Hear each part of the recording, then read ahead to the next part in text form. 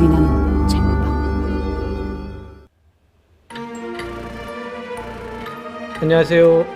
소리나는 책방 배 작가입니다. 여러분들 잘 지내셨죠? 설 지나고 처음인 것 같은데요. 네, 2주 만에 뵀습니다. 자, 그러면 또 여러분들 위해서 준비한 이야기, 오늘은 총 6가지 이야기를 준비했고요. 오늘의 첫 번째 이야기입니다. 무서운 이야기고요. 초상화를 그려주는 어떤 할머니에 대한 이야기입니다. 자, 오늘의 첫 번째 이야기 시작하겠습니다. 영태는 틈만 나면 자주 가는 산이 있습니다. 유명하지 않은 산이었지만 산세도 좋았고 풍경도 좋았어요. 사람들이 별로 없는 것도 내성적인 영태의 마음에 들었습니다. 그런데 언제부턴가 영태의 눈길을 끄는 할머니가 있었어요. 산행을 마치고 산을 내려오다 보면 물이 맑게 흐르는 계곡이 나오는데 그 할머니는 계곡 아래에 자리를 잡고 캔버스를 펼치고 앉아서 그림을 그렸어요. 등산객들 초상화를 그려주는 눈치였습니다. 그저 심심풀이나 돈을 벌려고 초상화를 그리는 할머니라고 생각하고 지나치곤 했는데 한 번은 그녀가 지나가는 영태를 불러세웠습니다. 이봐요 젊은이, 인물이 좋네. 초상화 한번 그려볼 생각 없어요? 초상화요? 저 돈 없는데. 영태는 돈까지 내고 실력도 모르는 할머니에게 초상화를 그리기는 싫었습니다. 그런데 할머니는 돈 같은 거 필요 없다며 빙그레 웃는 것이었습니다. 영태는 공짜라는 말에 냉큼 할머니 앞에 앉았습니다. 평소에도 공짜를 좋아하는 영태였기 때문이었죠. 할머니는 영태를 앞에 세워두고 금세 그림을 쓱쓱 그렸고 완성되자 영태에게 보여주었습니다. 영태는 초상화의 퀄리티가 너무 좋아 깜짝 놀랐습니다. 멋진데요? 진짜 저 같아요. 그런데 아쉽게도 흑백 그림이네요. 그렇지? 그래도 너무 멋있어요. 영태는 할머니가 당연히 그림을 자신에게 넘겨줄 줄 알고 기다렸는데 할머니는 웬일인지 그림을 넘겨줄 생각이 없는 것 같았어요. 영태가 그림은 안 주는 거냐고 묻자 할머니는 배시시 웃으며 다음에 오면 색까지 칠해서 선물하겠다고 말했습니다. 영태는 그 말을 믿고 산을 내려왔습니다. 지친 몸을 이끌고 집으로 돌아온 영태는 바로 잠에 골아떨어졌습니다. 그런데 무슨 일인지 갑자기 밤 12시경부터 몸이 아프고 뒤틀리기 시작했습니다. 왜 이러지? 영태의 몸은 계속 뒤틀리고 점점 작아지는 것 싶더니 어느새 구슬처럼 작아졌고요. 그것은 급기야 연기가 되어 어디론가 빠르게 날아갔습니다. 연기가 된 영태가 정신없이 날아간 것은 그가 다녀왔던 산에 있는 낡은 오두막이었습니다. 그 연기는 낡은 오두막으로 날아들어가 할머니가 목재 테이블에 올려놓은 영태의 초상화 속으로 쓱 빨려 들어갔습니다. 영태는 그 안으로 들어가자 움직일 수도 말을 할 수도 없었습니다. 그림에 갇혀버리게 된 것이었죠. 그의 초상화를 그려주었던 할머니가 만족스럽다는 듯 초상화 속의 영태를 내려다보았습니다. 이제야 채색이 완성되었구만. 그림의 주인공이 그림 안으로 들어갔으니 선물할 사람이 없으니 이 그림도 내가 가져가야겠구나.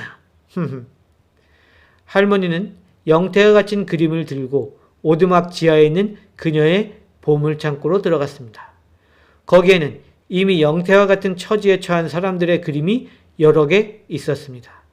영태의 그림도 그것들 중 하나가 되어버렸죠.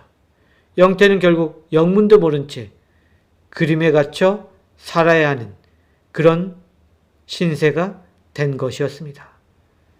오늘의 첫 번째 이야기, 무서운 이야기였습니다. 자, 그러면 또 두 번째 이야기 진행을 하고, 두 번째 이야기는 어떤 고깃집에 관련된 이야기입니다. 기묘하면서도 무서운 이야기입니다. 자, 오늘의 두 번째 이야기 시작하겠습니다. 준영은 무척이나 고기를 좋아합니다. 어려서부터 고기 반찬이 없으면 밥을 안 먹는 통에 부모님 속을 썩였을 정도예요. 나이가 들고 혼자 살면서도 마찬가지였습니다. 그런 그에게 새로 이사한 동네에 눈에 띄는 고깃집이 있었습니다. 고기를 무한리필 해주는 집이었는데 가격도 적당하고 고기 질도 매우 우수했습니다. 그 식당은 동네의 으슥한 곳에 있는 주택을 개조한 곳이었는데 마당이 앞뒤로 크게 있고 2층짜리 주택의 1층을 터서 매장으로 사용하고 있었습니다. 2층에서는 살림을 하는 듯 했죠. 그는 자연스럽게 그 고깃집을 출입했는데요. 가성비 좋은 집인데도 손님은 그리 많지 않았어요. 아, 이런 식당은 흥해야 하는데. 준영은 식당 운영 걱정까지 해가며 열심히 그곳을 다니며 고기를 쉼없이 먹어댔습니다. 그런데 시간이 흘러갈수록 점점 그 식당에 가는 횟수가 많아지고 최근 들어서는 거의 매일 매 끼니 그 집에 가서 고기를 먹곤 했어요. 그러다 보니 그러지 않아도 많이 나가던 체중이 주체할 수 없이 불어났습니다. 이제 그만 가야겠다. 살이 너무 많이 붙는데? 준영은 점점 그 집의 고기에 자신이 중독된다는 걸 알면서도 제어하기는 힘들었습니다. 게다가 한 번은 옆자리에서 고기를 먹던 사람이 갑자기 몸에 무리가 와 병원에 실려가는 것을 보고 찜찜한 마음이 들었을 때도 그는 출입을 멈추지 않았어요. 저렇게 나도 고기 먹다가 죽는 거 아니야? 하지만 두려움은 엄청난 식욕에 의해 잠식당했습니다. 그러던 어느 날 준영은 우연히 고기를 먹다가 시골에 계시는 어머니에게 전화가 와서 마당으로 나가게 되었는데 뒷뜰에서 이상한 소리가 들려 그쪽으로 자연스럽게 가보았습니다. 거기에는 늘 넉넉한 표정이었던 사장님이 이상하게 생긴 석상에 대고 기도를 하는 듯 보였습니다. 그 석상은 어떤 동물의 모습 같았는데요. 어두워서 잘 보이지 않았죠. 아이고, 우리 가게를 지켜주시는 주인님, 오늘도 주인님의 곁으로 한 명 바쳤습니다. 그러니 더욱더 가게를 번창하게 해주십시오. 자세히 들어보니 사정은 고기에 사람들이 중독되는 무언가를 넣고 손님들을 이끄는 듯 했어요. 그 고기를 먹고 몸에 이상이 생겨 죽는 사람들은 제물로 생각하고 자신이 모시는 신에게 바치는 듯 했습니다. 어떻게 저런? 주인의 파렴치한 기도를 듣고 화가 머리끝까지 치솟은 준영은 바로 주인에게 달려가 항의했습니다. 하지만 주인은 굉장히 뻔뻔했습니다. 이 사람이 왜 이래? 미쳤나? 너무 화가 난 준영은 주인을 세게 밀쳤고 그 주인은 석상에 부딪혀서 죽음을 맞이했습니다. 당황한 준영이 핸드폰을 들어서 경찰에 신고하려 하는데 그도 갑자기 정신을 잃고 바닥에 쓰러졌습니다. 준영이 정신을 차려 일어나 보니 식당 주인은 감쪽같이 어디론가 사라졌고 준영만 그 마당에 그대로 있었습니다. 준영은 넋이 나간 듯 스르르 식당으로 가더니 자신도 모르게 영업 준비를 시작했어요. 이제부터 내가 여기 주인이라고 했지. 준영은 악기에 홀린 듯 이상한 목소리를 냈습니다. 하지만 자신도 인식하지 못했죠. 아무튼 준영은 석상에 깃든 악기에 홀려 식당을 이어받게 되었습니다. 그는 악기의 하수인이 돼서 돈도 많이 벌었고 많은 사람들을 죽음에 이르게 했습니다. 하지만 더 이상 그것은 원래의 순박했던 준영이 아니었습니다. 아마도 시간이 흐르면 예전에 자신이 그랬듯 누군가 준영을 죽이고 그 누군가는 지금의 준영처럼 그 자리를 차지하게 될 것이었습니다. 오늘의 두 번째 이야기, 기묘하면서도 무서운 이야기였습니다. 자, 오늘 총 6가지 이야기 중에 세 번째 이야기고요. 마지막 이야기는 실화 사건입니다. 네, 마지막까지 기대해 주셔도 될 것 같고요. 자, 오늘의 세 번째 이야기, 바닷가 캠핑장에 관련된 이야기입니다.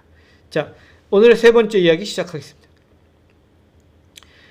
저는 바다가 보이는 캠핑장에 자주 갑니다. 그 캠핑장은 해변 뒤편에 자리했는데 조용하기도 하고 경치도 좋았습니다. 주로 주말에 시간 날 때마다 가곤 하는데 자주 가다 보니 저처럼 자주 오는 손님들이 눈에 띄었습니다. 그래서 눈인사 정도는 서로 하게 되었죠.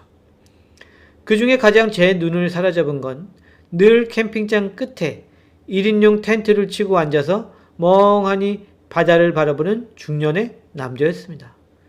그 남자는 막 회사에서 온 것처럼 늘 양복을 입고 있었는데 어딘가 슬퍼 보였습니다. 저도 회사를 다녔기에 그의 스트레스나 아픔을 어느 정도 알 것 같았습니다.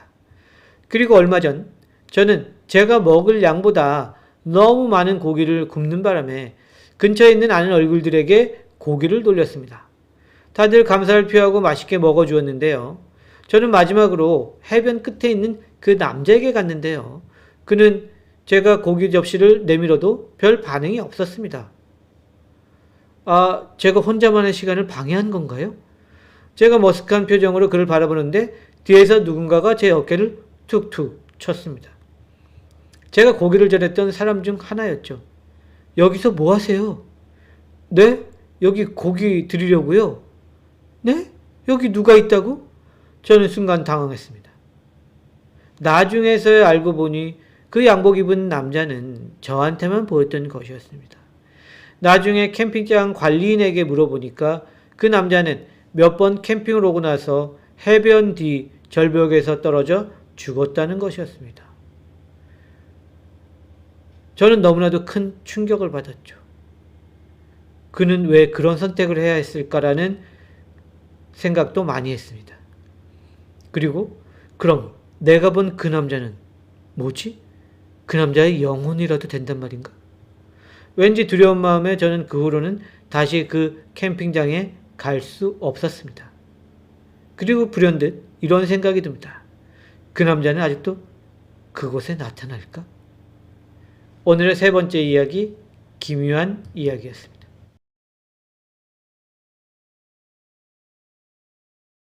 네 번째 이야기 진행하도록 하겠습니다. 네 번째 이야기는 기묘하면서도 무서운 이야기 되겠습니다.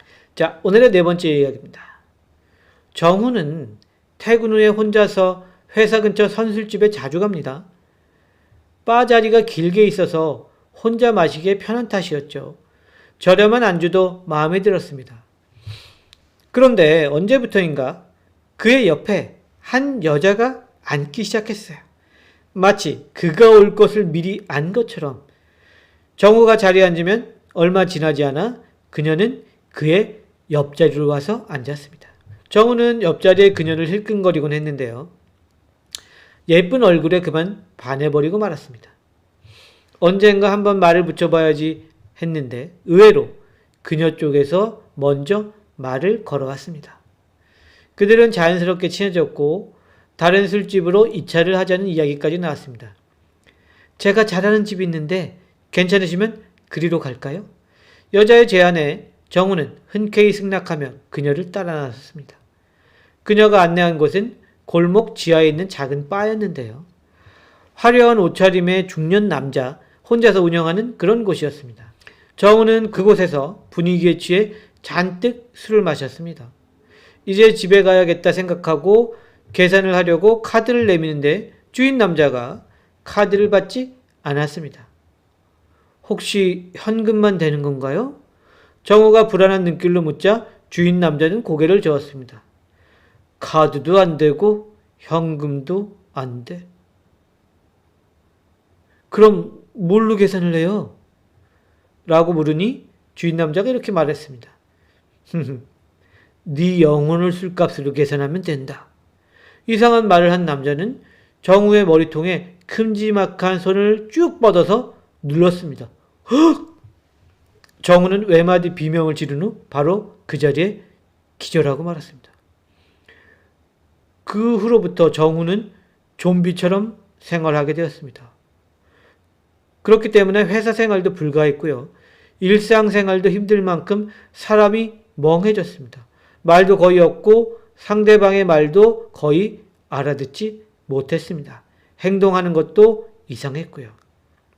정우의 증세가 계속되자 걱정이 된 그녀의 어머니는 큰 돈을 들여서 용하다는 무당에게 데려가 구술하고 부적을 하나 받아서 아들의 양복 주머니에 넣었습니다. 그리고 그것을 아들에게 입혔죠. 신기하게도 그것을 입자 정우의 멍했던 눈이 돌아왔고요. 말도 제대로 하게 됐고요. 행동도 자연스러워졌습니다. 그리고 어머니한테 이렇게 말을 했죠. 어머니, 저 아무래도 어디 좀 다녀와야겠어요. 정신이 돌아온 정우는 그 길로 바로 자신의 영혼을 빼앗았던 바를 찾아갑니다.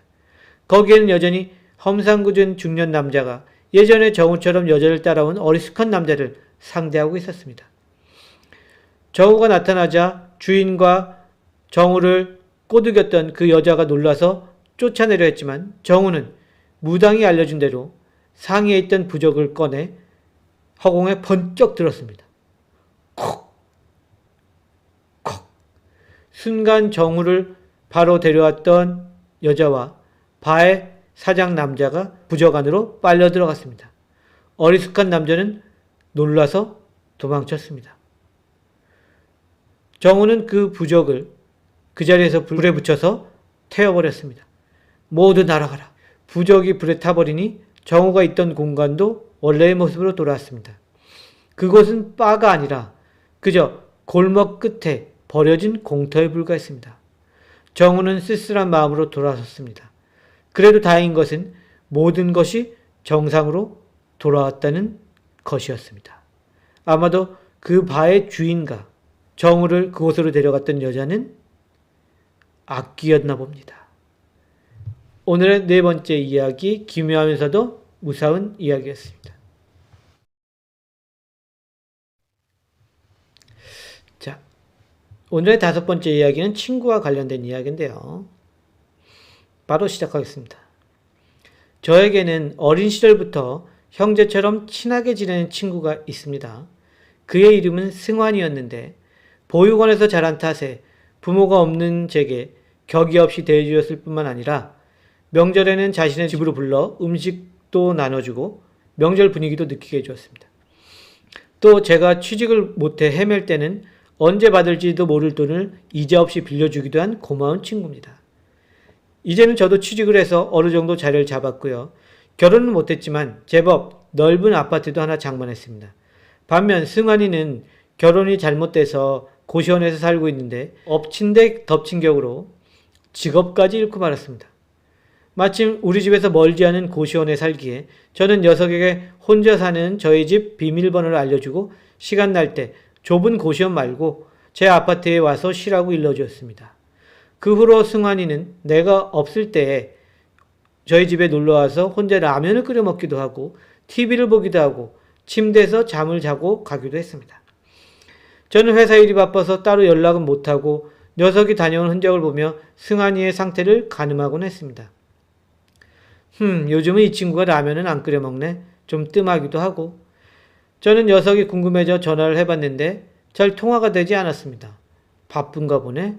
덜 바쁘면 연락 오겠지. 저는 좋은 쪽으로 생각을 했죠. 그 후로도 녀석은 침대와 소파에 머물렀던 흔적을 남기곤 했습니다. 하지만 더 이상 저희 집에서 음식을 해 먹는다든가 TV를 보는 눈치는 아니었습니다.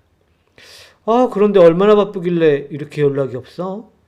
저는 전화도 안 받는 승환이가 궁금해서 주말에 그의 고시원을 찾아갔습니다. 하지만 그가 살던 고시원에는 다른 사람이 살고 있었죠. 고시원 총무에게 물으니 고시원을 나간 지 이미 보름 정도 되었다는 것이었습니다. 뭐야, 나한테는 연락도 없이.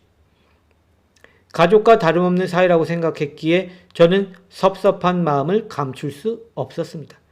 그리고 그날 밤 몸이 안 좋아 시골로 내려가신 승환이 어머니에게 전화가 걸려왔습니다. 반가운 마음에 전화를 받았지만 통화 내용은 그러지 못했습니다. 승환이가 실종되었다가 오늘 사체로 발견되었다는 내용이었습니다. 죽은 지는 이미 보름이 다 되었다고 했습니다. 아마도 뺑소니 사고를 당하고 운전자가 승환이의 시신을 야산에 숨겼던 것이 발견되었다고 말했습니다. 이상하다. 분명히 승환이가 그저께도 우리 집에 온 것 같았는데? 저는 차마 그 말을 하지 못하고 전화를 끊었습니다. 전화를 끊고 저는 멍하니 승환이 생각을 했습니다. 분명히 녀석은 최근까지도 우리 집에 온 흔적을 남겼는데 다른 사람한테는 집 비밀번호를 알려준 적도 없어. 납득이 되지 않았던 저는 경비실에 부탁해 CCTV를 확인했습니다. 확인해보니 보름 전부터 지금까지 저 외에 우리 집에 온 사람은 아무도 없었습니다. 그럼 집에 있었던 그 많은 흔적들은 뭐지? 분명히 저는 모든 것을 정리하고 나갔는데 승환이가 다녀갔던 흔적은 뭘까? 혹시 승환이의 영혼이 마지막으로 다녀간 것은 아닐까? 라는 생각을 하게 되었습니다. 아니면 자신의 죽음을 알리고 싶었던 걸까?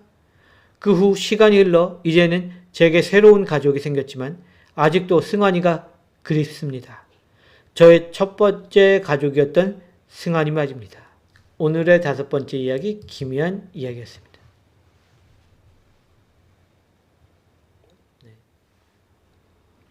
자, 그러면 또 오늘의 벌써 마지막 이야기인가요? 네, 어떤 미제 사건과 관련된 이야기입니다. 의문의 변사체와 관련된 이야기고요. 실화 사건입니다. 자, 오늘의 6번째 이야기, 실화 사건입니다. 1952년 호주입니다.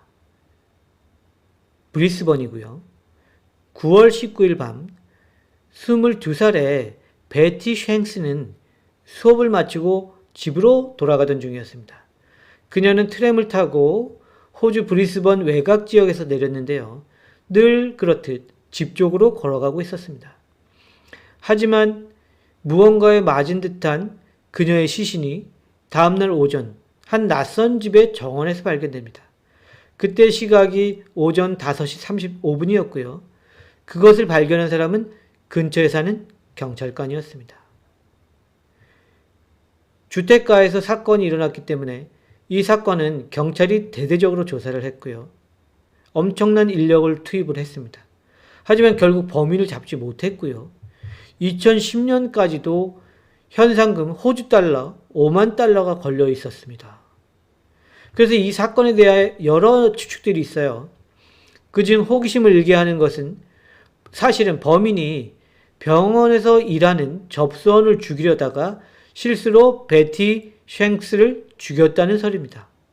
즉, 베티라는 여자와 그 병원에서 일하는 그 여자가 같은 길을 같은 시각에 걷고 있었다는 게 큰 이유였어요. 그래서 그것을 수사했는데 불행히도 별다른 수사의 진척은 없었습니다. 또 한편에서는 호주의 역사학자가 있었는데요. 릴리 리드라는 분인데 이분이 다년간 이 사건에 대해 연구를 했어요. 그래서 그는 이 사건의 진범을 경찰로 보고 있다고 주장했습니다. 즉 이분이 이야기하는 것은 경찰이 모터사이클을 타고 가다가 의도치 않게 베티 쉥스를 죽이고 그 사건을 덮으려 했다는 주장이었습니다. 하지만 그는 이 주장을 책으로 남기려고 했는데 그 책은 출판이 되지 못했고요. 사법당국도 역사학자 리드의 주장을 전혀 받아들이지 않았습니다. 그 후로 많은 사람들이 어떤 이유인지는 모르겠지만 자신이 그 사건의 범인이라고 자백을 했지만 모두 거짓으로 판명되었습니다. 어찌됐든 이 사건은 호주 역사상 가장 풀기 어려운 미제 살인사건 중 하나로 지금까지도 회자되고 있습니다. 과연 아무 죄도 없었던 베티 쉥스를 죽인 범인은 누구일까요? 오늘의 마지막 이야기, 실화 사건이었습니다. 자, 그러면 저도 가보도록 하겠습니다. 네. 오늘 소년한 책방 라이브 참여해주신 모든 분들 감사하고요. 네. 지금까지 소년한 책방 메인 작가 배 작가였고요. 저는 2주 후에 다시 뵙도록 하겠습니다. 모두 그럼 안녕. 가볼게요. 네.